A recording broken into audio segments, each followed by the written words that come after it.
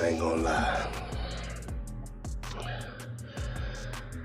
I've been holding a lot of shit in lately. Oh, man, I just had like a 3.5 hour cry. What do I owe the? What do I owe the pleasure?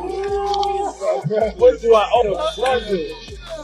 Last time we speaking together, she washed your car for you. We washed your car. We washed your car with no shame in our hustle.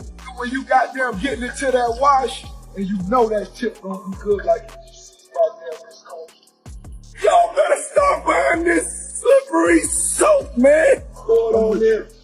The streets have been buzzing, but no one saw this coming. 50 Cent just released tapes that have Rick Ross on edge, and this isn't your typical hip-hop feud anymore. We've got the full scoop on how these leaked tapes about Ross surfaced online. Trust me, once you hear what's on them, you'll see why Ross is ready to tear the entire industry apart. The way 50 executed this move, absolutely legendary. Just like New York, just like Mount Vernon, New York City, Mount Vernon, and Miami, all that is the same, bro. Nobody wants to be near him. Nobody wants to touch what he touched, be where he at. You understand? It's crazy, bro, how his fall from grace, which was never from grace. It's just like the devil just kicked him out of hell, because he was never in nothing graceful and did anything graceful. You know what I'm saying? I don't care what you say about, okay, he did the music, he had the bad boy legacy and everything like that, man. But, you know, a few albums, a few people, you know, made to be famous, but they not here to tell their story. Black Rob, Biggie, Craig Mack. They not here to tell their story, bro. And now you got everybody telling his story. Yeah, and I know 50, he did a recent interview with US Weekly saying that the reason why rappers are quiet about, you know, Diddy's situation is because they've been to his parties and they don't know what got caught on tape. Bro, those people who was caught at Diddy party did not know that he had 250 tape recorders in that house. That's a big house. Girl, let me tell you, 50 Cent has been playing the longest game in hip-hop history with this one. Back in 2009, when Ross first came at him with that Officer Ricky drama, everyone thought it was just another rap beef. But 50? He was plotting on a whole other level. But he had 250 tape recorders in that house that they took, that the feds found. So now with them finding all that and you being at a Diddy party, you know you may have done something that was caught on one of those tapes. You just better pray to God that they don't recognize you. Those people who know that they did something, no, they're not going to speak out. They're not going to say nothing. What part of the game is that? They are not going to come forward and tell on themselves. Nah, not at all. Ice Cube, he said it himself, bro. He said that Diddy's been targeted because of what he said about those folks and those people. Now, the people who was on those tapes may feel like Diddy might be targeting them. Because if he's asked about who is this, who is that, and he's under oath with the federal government, he got to tell them. He's not going to plead the fifth.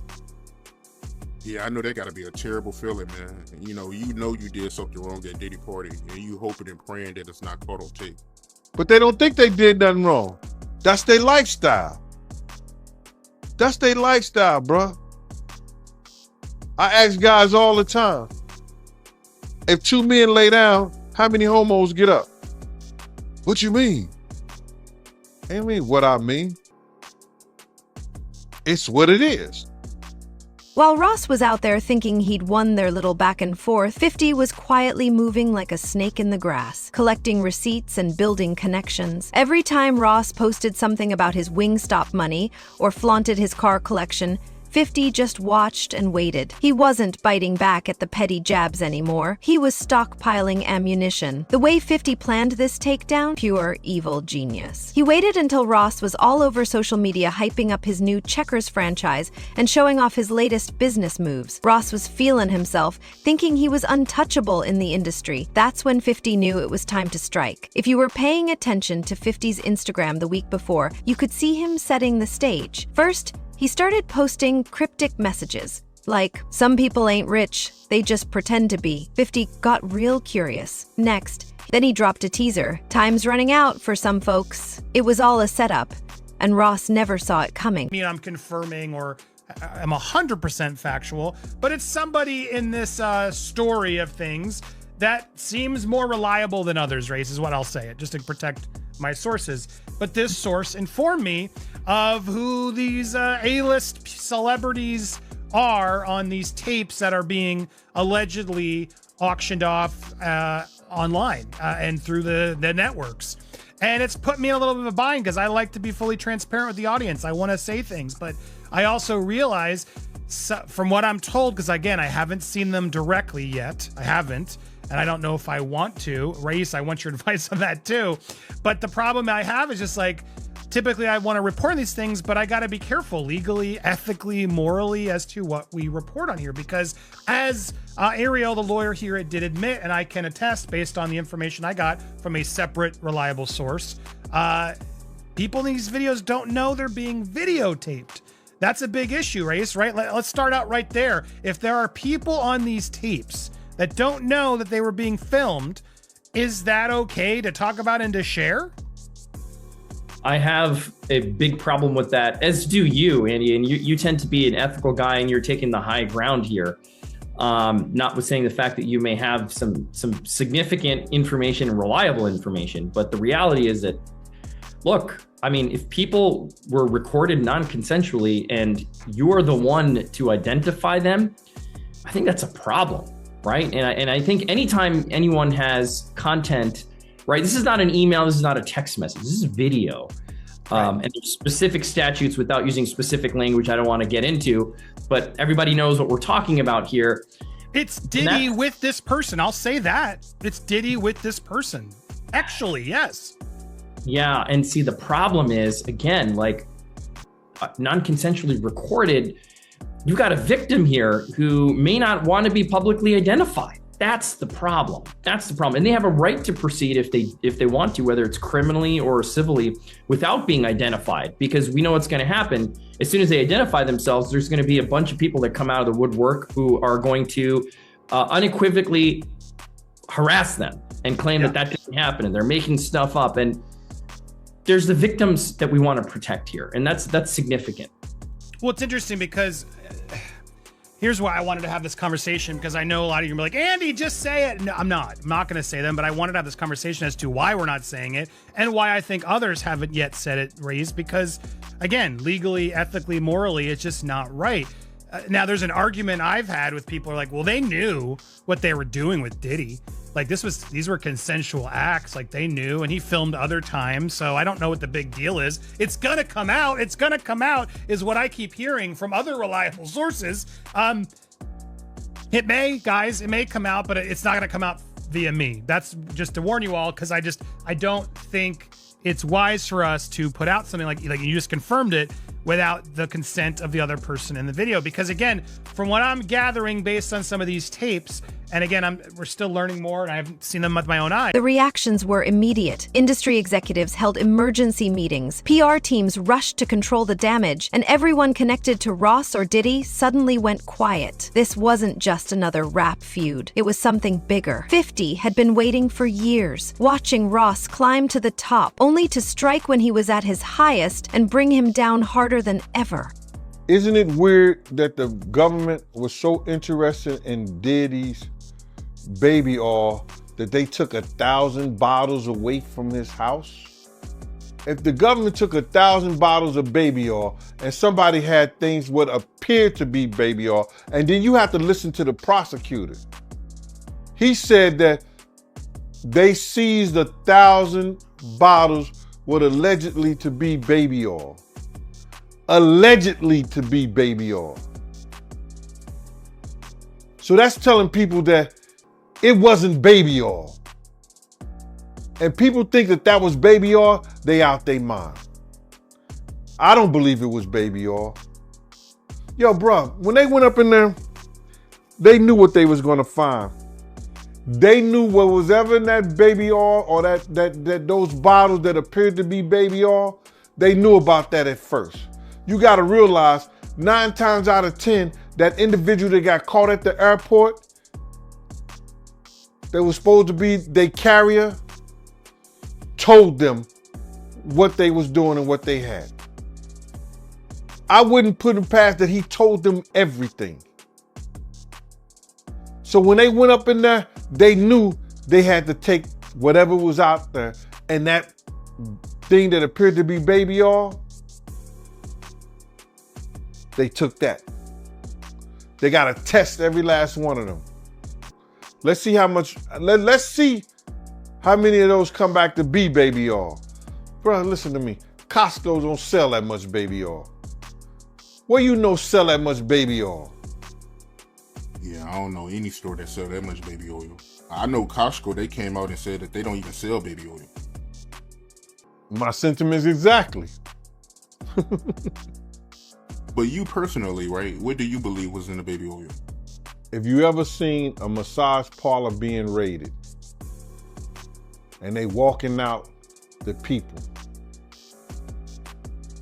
do they take the massage oil with them when they go? No, they just walk out the people who are being arrested. Tatiana. What made it even crazier was that Ross didn't even see it coming. Word is, he was in the middle of a business meeting when his phone started blowing up. His team trying to reach him, people sending him the video. At first, he thought it was just another one of 50 Cent's jokes. But when he finally saw what 50 had actually leaked, baby, that's when everything changed. And if you thought that first tape was bad, the streets are saying 50's got plenty more where that came from. Mr. 8, he's been sitting on this stuff for years, waiting for the perfect moment to drop it. The way he orchestrated this, it's like he wrote a revenge movie and cast Ross as the lead, without Ross even knowing it. But here's the kicker. That first tape was just the beginning. The real question everyone's asking is, what else does 50 have in his vault? If he waited 14 years to drop this bombshell, there's no telling what other secrets he's been holding on to. If you ever seen a person get arrested and the people being arrested in those brothel houses, do they take out the stuff in the brothel houses? No, they don't. They take the individuals who are being arrested out the brothel houses. For them to take 1,000 bottles of baby oil, it's like that they did not leave one. They left people there, but they ain't leave not one bottle. Nobody needed no baby oil. So my whole thing about it is that there was something in that other than baby oil. That's why they took all the bottles. And 9 times out of 10, if I would give it a wild guess, it was, and like some of the people told me, it was probably that GHB. What's that? I think it's gamma hydrox.